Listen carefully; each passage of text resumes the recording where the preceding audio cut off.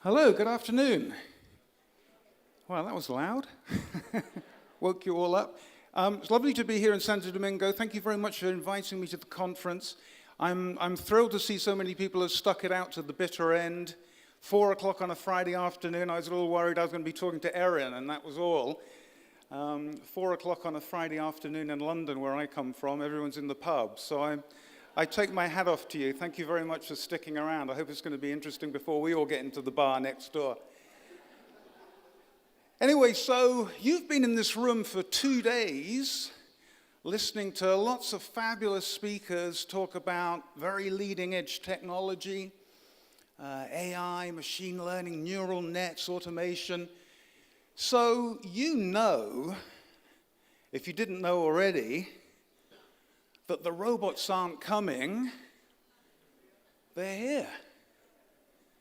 You've seen, and maybe again you knew before, that cars are made by robots now. If you drive a BMW X5, it's made 94% by machines. If you're talking to Siri or Alexa, you're talking to artificial intelligence. And you've heard things like this, Duplex from Google, the next generation of a voice as an interface, conversational AI as it's called, where we'll all be talking to machines in the future. Any Star Trek fans in the room?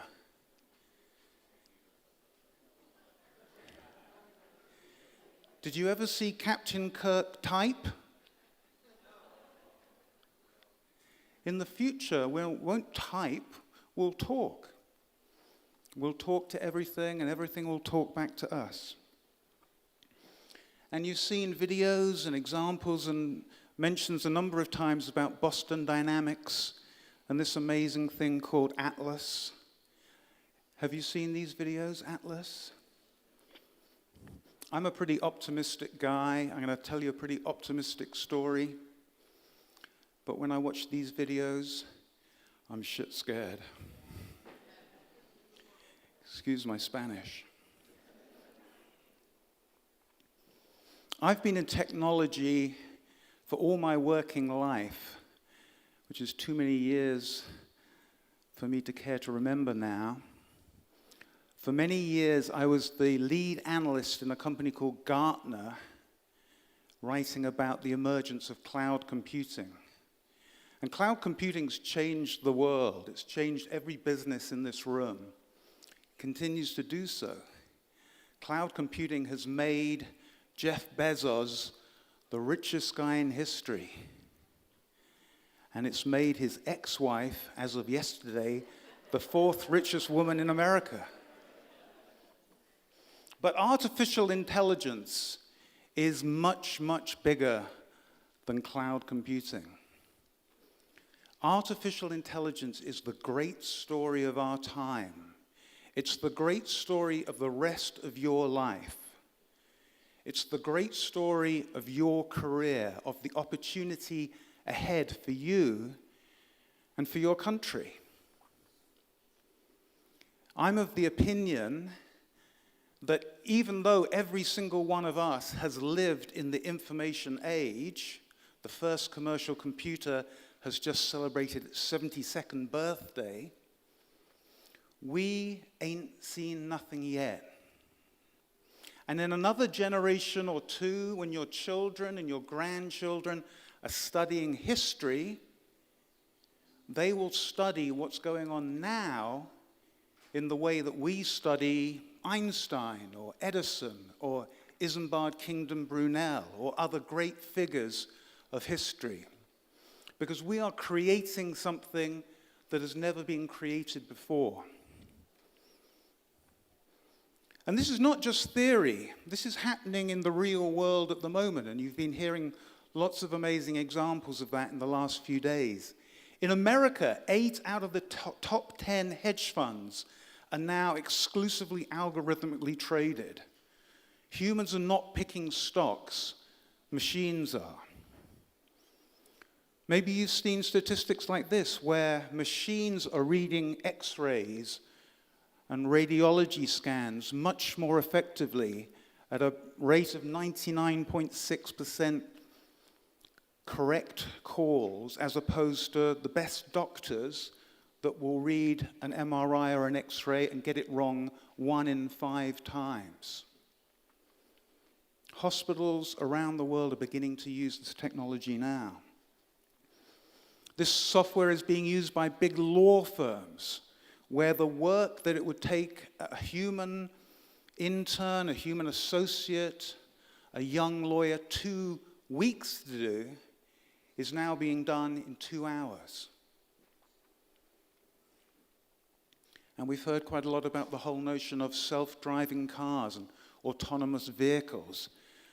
That technology is resting on AI, machine learning, neural nets, all the things we've been hearing about. So it's the foundation for the future. And if I was to try and summarize everything you've heard in the last couple of days, it would be in this slide here. This is what I call the formula for the future of work. X plus AI. X being whatever it is you do. Whether you're a trader, a doctor, a teacher, a university dean, an analyst, a writer. Take your X, what it is you do, and inject AI into it. Add AI to it. And that is how you are going to get to the next threshold of whatever it is you do. If you're a business, it's going to get you to the next threshold of efficiency, of speed, of cost reduction, of reliability. If you're a musician, it's going to get you to the next level of making hit records. If you're an actor, it's going to help you get to the next level of digital rights management opportunities where you are selling your avatar into virtual reality environments. X plus AI, the great story of our time. And because of this, as Erin said, every aspect of work is changing. This is a bank, literally a cathedral of commerce, designed to look like a cathedral. But that's the bank now. And the people who used to work in that bank, who used to work in spaces like this, are working in spaces like this now. If you still work in a space like that, I feel sorry for you. And the people in the bank who used to work in that space and now work in this space, sitting on the couch, well, when you think of a big bank like Goldman Sachs, you kind of think of that's what the people are wearing who work in Goldman Sachs. Wrong. Goldman Sachs has far more people wearing hoodies than wearing Brooks Brothers suits. Who's that? Anybody recognize that guy?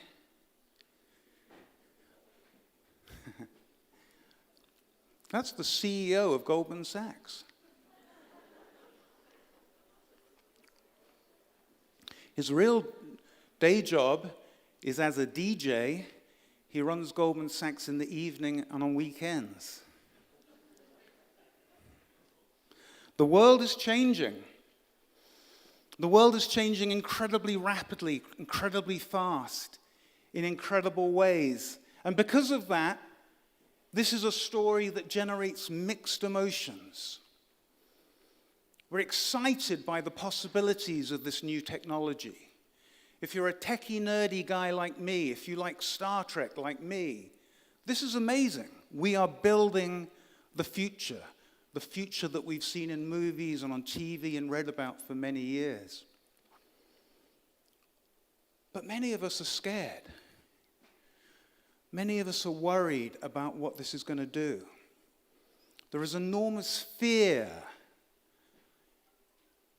around the world about what this incredible technology is going to do to us as people, as humans. What's going to happen to my company? What's going to happen to my job?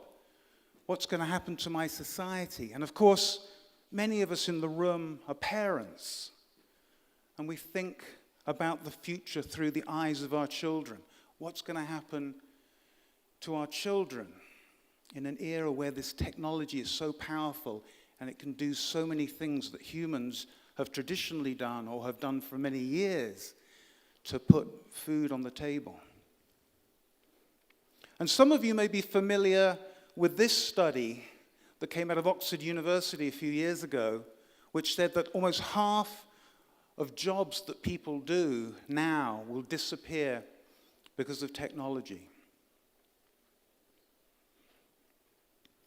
And if you're a student of history, you know that societies have always changed and adapted to changes in tools.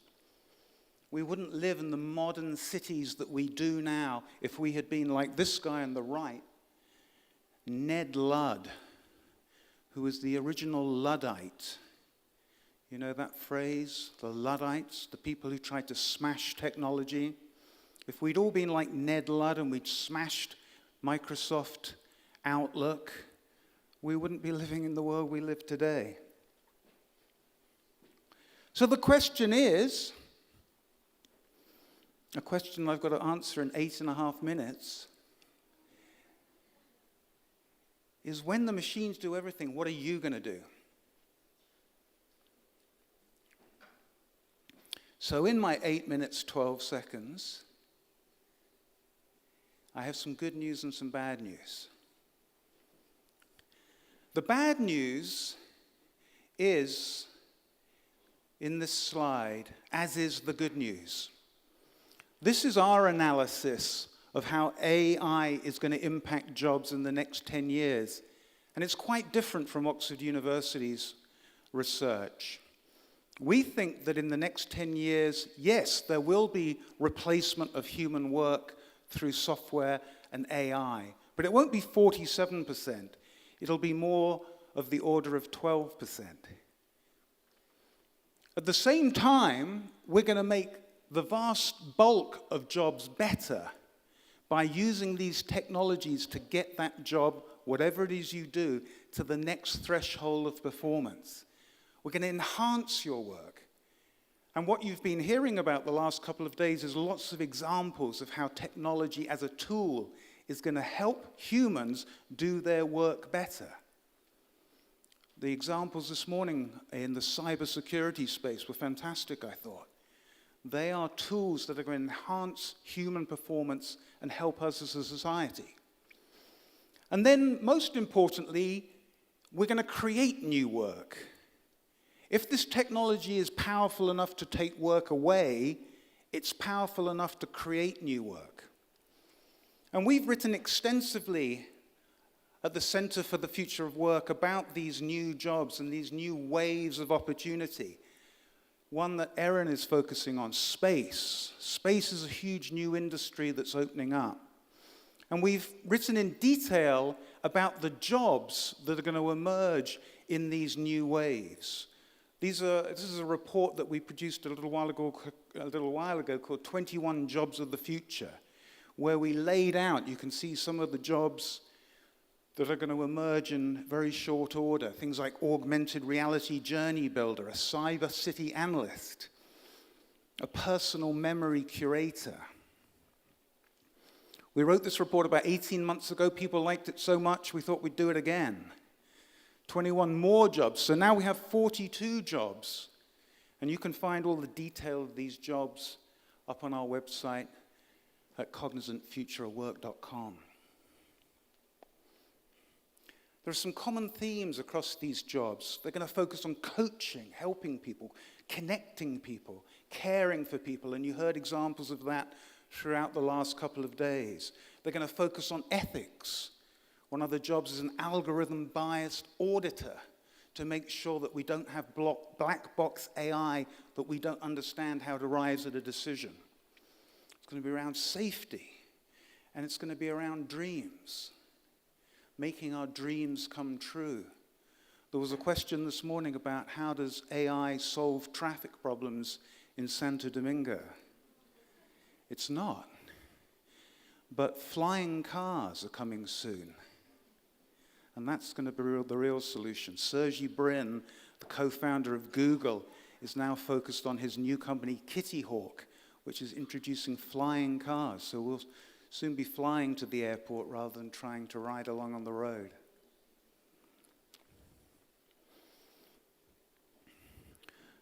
Lots of the jobs of the future are going to be very technical. These are some of the top jobs you can see, and you probably wouldn't be surprised by some of them. But this raises an interesting question, an interesting issue for society, and I call this the math crossroads. At 14 years old, most kids approach a crossroads in their life. Are you any good at maths, or are you not? If you're good at maths at 14 years old, the future has never been brighter. All of these technical jobs have as their foundation maths. And if you're good at math, you can do anything. The truth is, though, that 75% of people in most developed societies, probably very true here as well, are not good at maths. There are 3 types of people in the world: those who are good at maths and those who aren't. So the question becomes, what do the non-math majors do to beat the robots? Because the math people are going to write the software, develop the software. The non-math people, well, what the hell do we do? Ringing a bell? So here in 3 minutes, 10 seconds is what you need to do to beat the robots if you are not a math, nerdy, techie guy.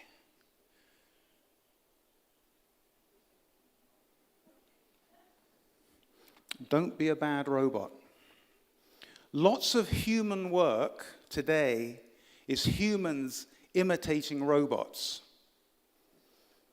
And in essence, being a bad robot. Because the real robots are now showing up to do that work. So don't be a bad robot, be a good human being. Do the things that robots can't do. So here are 9 human traits for your future. Be curious. You have to want to understand what's going on. You have to want to go on this journey. And lots of people are not curious. Lots of people bury their head in the sand and don't want to know about the future. Mistake. You're obviously all very curious because you're at this event. And you can read about all of these interesting things at our website as well. Be funky. You have to mix odd things. Steve Jobs mixed a love of calligraphy with a love of supply chain management. And that made Apple the company it is today. Be flexible. Darwin told us it's not the strongest of the species that survives, it's the most adaptable. You have to be flexible. You have to be funny. The highest level of human creativity is the ability to make somebody else laugh. So we shouldn't be so worried about our robot overlords. We should laugh at them, like Jimmy Fallon. Be likable. People want to deal with other people. If you can be likable, then the world is your lobster. Be loving. John Lennon was right. What the world needs is love. All you need is love. There's not enough love to go around. Be suggesting. The success of Amazon is based on the algorithm that if you like this, you'll like that. Be the human version of that. Suggest things. That's called value add in business terms. Be closing. Always be closing, the mantra of salespeople. Software won't sell itself anytime soon. Everybody needs salespeople. salespeople who are likable, who are human, who are funny. But this is the era of artificial intelligence, and the real number one thing that you need to do is be smart. The societies and the individuals that have risen through history have been the people who are smart. Education runs through this story right down the middle of it. Be smart. Go on the ride. So AI and you. We know this story, that in the last 100 years, we've gone in Western societies from 80% of people working on the farm to 2% of people working on the farm, producing more food than ever. The same is going to happen in the next 50 years. The cubicle farms are going to empty out because the machines are going to do the work that people do there currently. And these are the 4 E's of skills: eternal, enduring, emerging, eroding skills, which you will need at this crossroads that you individually, your company, your society is at. If you do the right things, leveraging this technology to enhance what it is you do and to develop the future of your work, the future's never been brighter. But if you do the wrong things, then the road ahead could be dark and pretty rocky. I hope that was interesting, and I look forward to the Q&A. Thank you.